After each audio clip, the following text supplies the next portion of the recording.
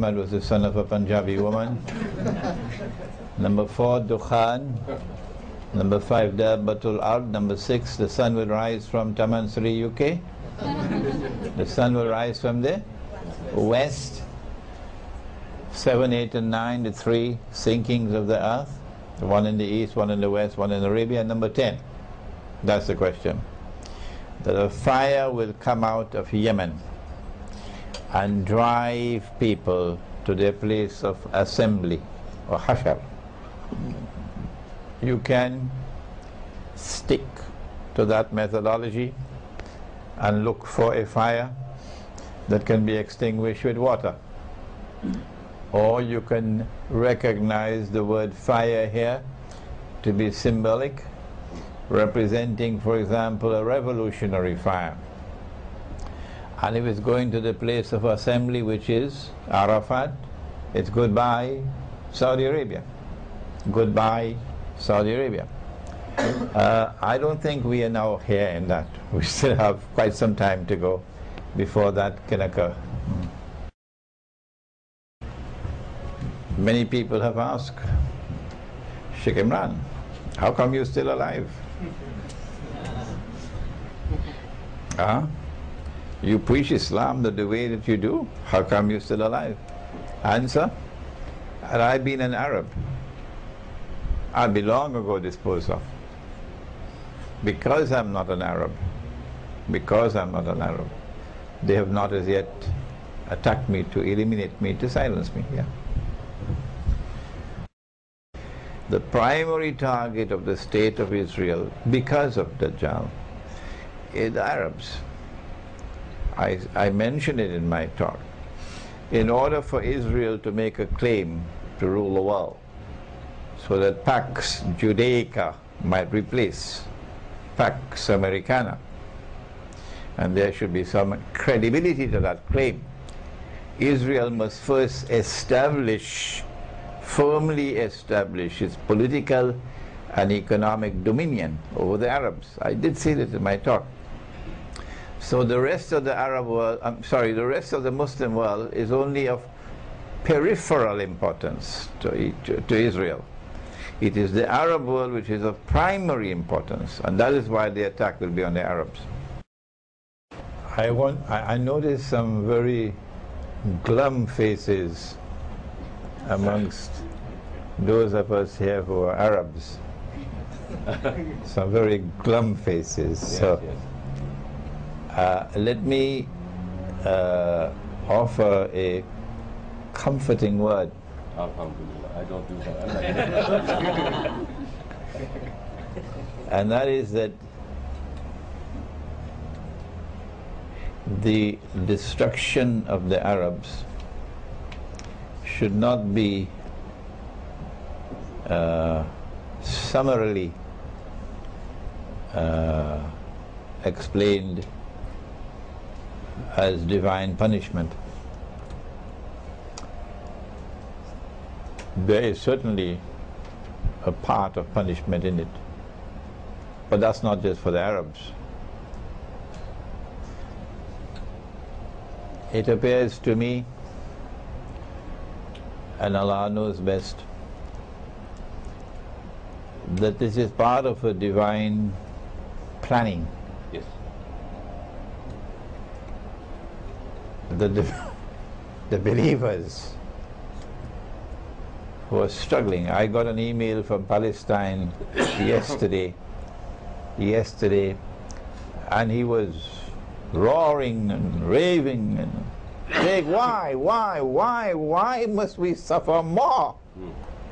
Sheikh, we've suffered so much already, and you are telling us that there is even greater suffering to come.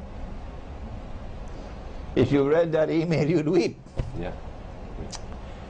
This is part of the divine planning, that you will not suffer anything for Allah's sake, but that you will be rewarded. So today there are tears, tomorrow you will smile.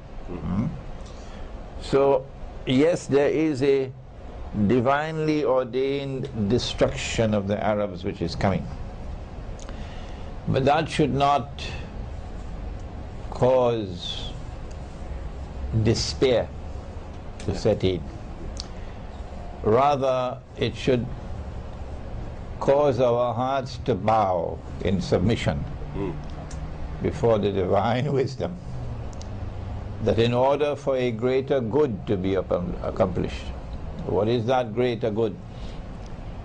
What is, listen to this ayah, and it will fill your heart with joy. وَإِذْ تَأَذَّنَ رَبُّكَ وَإِذْ تَأَذَّنَ رَبُّكَ لَيَبْعَثَنَّ عَلَيْهِمْ إِلَى يَوْمِ الْقِيَامَةِ مَنْ يَسُومُهُمْ سُوءَ الْعَذَابِ. And your Lord has announced that He is now sending against them those who will inflict upon them continuously until the last day the worst possible punishment. That worst possible punishment was described in such a few words by Nabi Muhammad alayhi salatu wasalam, hadith of Sahih Bukhari. لَتُقَاتِلُنَّ الْيَهُودِ, you will most certainly fight the Jews. And of course, if you use the lazy man's defective methodology, you will say the Prophet is speaking about all Jews. Oh no, that's foolishness. You don't develop scholarship like that. No, he's not speaking about all Jews. لَتُقَاتِلُنَّ الْيَهُودِ, you will most certainly fight the Jews.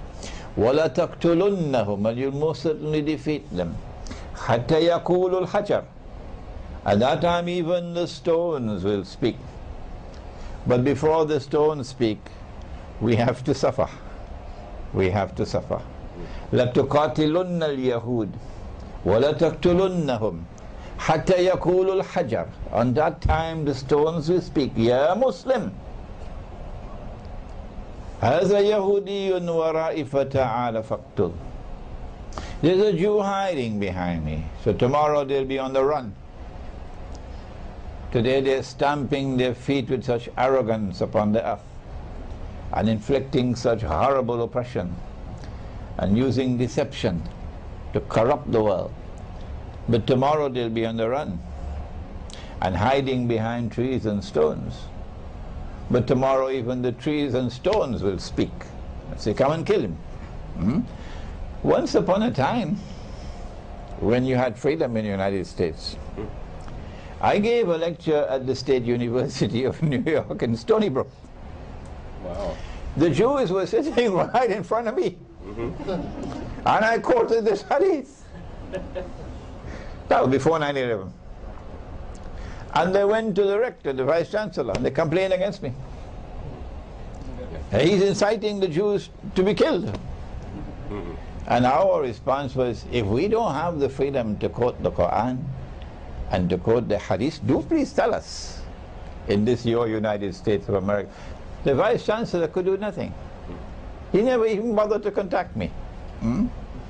So before this could come, this great triumph, لَيَبْعَثَنَّ عَلَيْهِمْ, I'm going to send against them, إِلَى يَوْمِ الْقِيَامَةِ مَنْ يَسُومُهُمْ سُوءَ الْعَذَابِ. I am going to send against them those who will inflict upon them continuously until the last day the greatest possible punishment. Before this can take place, in order for this to take place, He sent that vision to Nabi Ibrahim alayhi salam. You must sacrifice your son. Are you prepared for that sacrifice? So Nabi Ibrahim alayhi salam was, yes, I'm prepared for it. And Nabi Ismail alayhi salam said, yes, I'm prepared for it. And so the Arabs must also be prepared for it.